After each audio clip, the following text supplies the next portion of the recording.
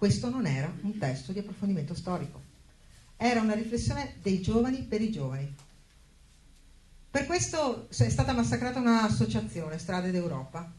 Il giovane Guglielmi, perché a me danno del giovane assessore a 37 anni, Alessandra, direi proprio di no, ma ci sono i giovani. Certo che se vengono ammazzati da piccoli in culla, difficile che poi abbiano la voglia di occuparsi di politica, che abbiano la voglia di mettersi in discussione, in gioco, di proporre qualche cosa a chi più adulto di loro li usa come arma.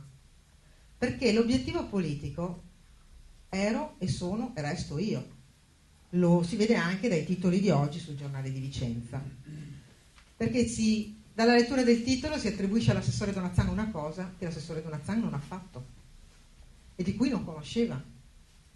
Perché l'obiettivo politico sono sempre stata io. Però abbiate insomma il sorriso di dire che siamo stati sui giornali più di Brenda, che voglio dire di questi tempi, tenuto conto di che cos'è la politica e di a quali bassi livelli arrivi. Credo che sui transessuali, su una serie di... ecco sì, questi sì episodi sordidi, le pagine dei giornali riempiano la nostra cronaca, purtroppo. 9 giorni di esposizione sulla stampa per che cosa? Delle note bibliografiche non apposte, errore veniale. Chiesto scusa, ma non è abbastanza chiedere scusa di questi tempi. Il libretto è stato giudicato fazioso prima, costoso poi, copiato poi ancora. Poi queste 3 accuse sono state più o meno utilizzate per tempi diversi ed il problema è diventata Strade d'Europa. Ma il problema non è Strade d'Europa, il problema è l'attacco politico che è stato fatto a me. Allora a me spiace solo una cosa, sapete? Spiace che ne siano andati di mezzo dei giovani, dei ragazzi che avevano voglia di dibattere.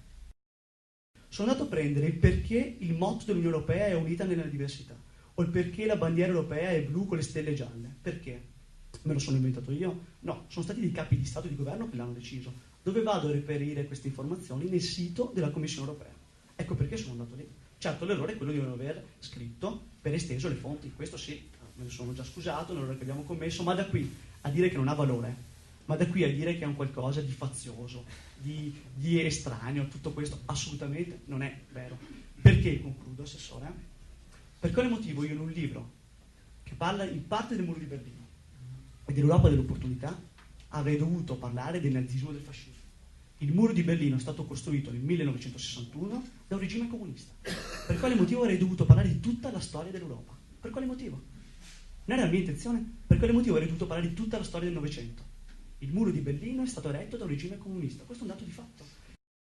Quello che io contesto non è il fatto che hanno dimenticato una bibliografia, non è il fatto che hanno dimenticato metterci il mio nome, ma della cosa più importante. Finora nessuno, almeno diciamo nella stampa, sì, ma dei responsabili, nessuno ha parlato.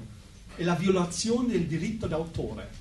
Poi un'ultima cosa, vedere poi che il mio testo è inserito in un contesto che senza leggere nessuna riga del giornale ho subito riconosciuto come un testo di destra, anzi di estrema destra direi addirittura, senza leggere poi gli articoli sul giornale, perché poi è stato detto... Che non hanno aiutato. No, ma non hanno neanche detto cose sbagliate, secondo me. Vabbè, ma comunque di questo si può sempre parlare, no? Certo.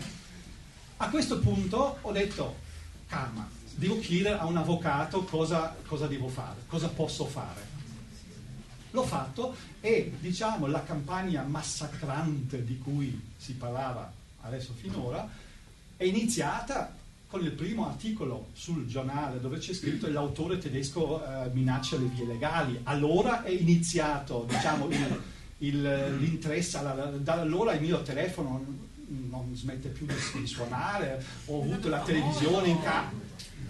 Un po' meno di lei. Io faccio politica perché questo non è il paese che voglio. Qui si denunciano dei fatti. Scusatemi ancora, voi vi pensate se domani mattina la Longanesi, editrice di Sergio Romano, crea lo stesso problema che sta creando il professor Pruska? Chi paga poi? Ve la dico in vicentino, sempre Pantalon, cioè sempre noi, perché anche questa è la questione. Voi forse non sapete che il diritto d'autore va in capo all'editore, non a chi ha copiato o a chi si definisce autore. E chi è l'editore in questo momento? Le istituzioni, la Regione Veneto e la provincia di Vicenza. Quindi sempre noi. Ecco quindi i fatti. Attacco politico. Guardate, di attacchi politici io ne ho subiti una marea. Attacco politico a chi? Ora, abbattere un muro sull'ignoranza della nostra storia, massacrando la storia, è effettivamente disastroso.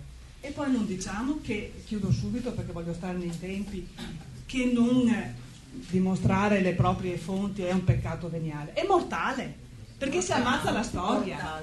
Certo, se vogliamo fare insomma nessuna tesina di quinta elementare sarebbe accettabile senza che si dica che cosa ha ispirato chi ha scritto. Scusate, chi prenderebbe una medicina in cui non c'è scritto il nome e la composizione chimica? Professoressa, gli ha dato Nessuno. 30 a sto ragazzo lei, Sì, gli ha dato appunto. 30, lo ha giudicato lei. Esatto, infatti, è il mio fallimento. Come giudizi come quelli della professora possiamo sentirne tanti, e il contrario di questi, soprattutto sulla storia, perché chi sono i primi che si arrabbiano ogni qualvolta si interviene economicamente su questo tema? Sempre i docenti di storia. Io ricordo un cofanetto sulle foibe fatto e finanziato dalla Regione del Veneto con molte più risorse di queste, con un video con la supervisione di Paolo Mieli. Conoscete Paolo Mieli, no? Penso di sì. Bene. Che non mi pare uno storico di destra o un amico mio, e quindi con la supervisione di Paolo Mieli, cofanetto sulle foibe, che ha scatenato l'inferno. Oddio, credo che non come questo, perché insomma 9 giorni di celebrità, professore, lei è diventato notissimo, perché sennò prima era un po' più difficile. Io ho aumentato la mia, no, nel senso era la mia notorietà, e quindi insomma io sono contenta di questo. Sulle foibe pensate che ho avuto addirittura degli insegnanti, un po' stile docenti rossi, sempre quelli di storia, quindi c'è un problema di conflittualità vera, professoressa. Io lo dico a lei come docente universitaria. Prima cercate di trovare una soluzione rispetto a questo, perché forse dovreste fare anche voi, tracciare la linea, di qua stanno quelli giusti, di qua quelli no. Credo, da quello che mi hanno detto, che non sia stata spesa questa cifra. Diremo anche la cifra, perché vedi, io li ho ritenuti spesi bene. Lì è chiaramente un'elaborazione. Ripeto, uno può essere d'accordo o non d'accordo, ma sono delle idee. Ma abbiamo pagato? Attenzione, certo, perché c'è un progetto, un assessore nelle sue facoltà può decidere se farlo o meno. Quindi, come dire, c'è un bando di concorso. Io ti invito a fare una cosa, hai un'idea diversa da mia? Ben venga. Fai un'associazione, fai un progetto e fatti finanziare una cosa.